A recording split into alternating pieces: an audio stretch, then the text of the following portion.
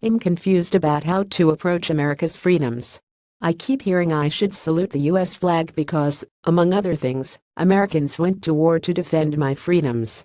So where's my freedom to not salute it? In fact, won't someone who fought to defend my freedoms feel more honored that I was using them? The president says football players should be fired for exercising their freedom to not stand and salute when the national anthem is played. He demeans those who choose to sit or kneel in protest. He even mocks team owners who join them in solidarity, accusing them of being afraid of their players. But the same president stands up for the rights of white supremacists to march in Charlottesville in defense of a military leader who, had he won the Civil War, would have continued slavery. Claiming some very fine people were among those objecting to the removal of a Robert E. Lee statue, Trump asked sympathetically, "I wonder, is it George Washington?" Next week the president said nothing about the other protesters' defense of civil rights. He claimed both sides were to blame. But the civil rights defenders did not kill anyone. A white nationalist killed someone by deliberately backing his car into a crowd. Donald Trump's take on freedom and respect isn't sitting well with all veterans. Heidi Bagg of Des Moines, Iowa, recently posted on Facebook about her husband, Ray, a disabled Vietnam vet who struggles with post-traumatic stress disorder. See more videos. Ray believes service to his country was not intended to defend our flag, but rather to defend the values, freedoms, and ideals of our country, she wrote.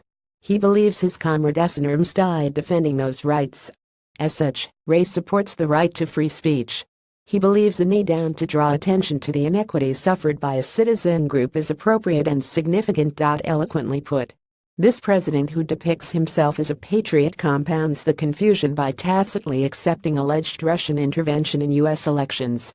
Even though the FBI, CIA, National Security Agency and former Director of National Intelligence all believe Russia interfered to help Trump win, the president doesn't seem bothered. "I call it the Russian hoax. One of the great hoaxes," he says, in denial of the mounting evidence. Trump prefers to discredit the sources when he doesn't like the information. He urges Americans to view the mainstream press as the enemy. He bypasses reporters to deliver his own version of truth in 140 byte tweets. When you begin to undermine the media and say, "I am the only source you need to know," you take the first steps toward a dictatorship, said a visiting journalism professor in West Des Moines, Iowa, last month.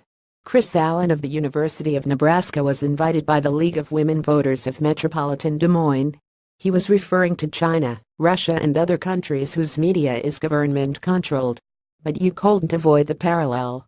Leaders can say all they want about respecting the flag, but until they start practicing democracy by upholding meritocracies, public openness and the right to speech and protest, they have no legitimate claim to patriotism. Rika Basu is a columnist for the Des Moines Register.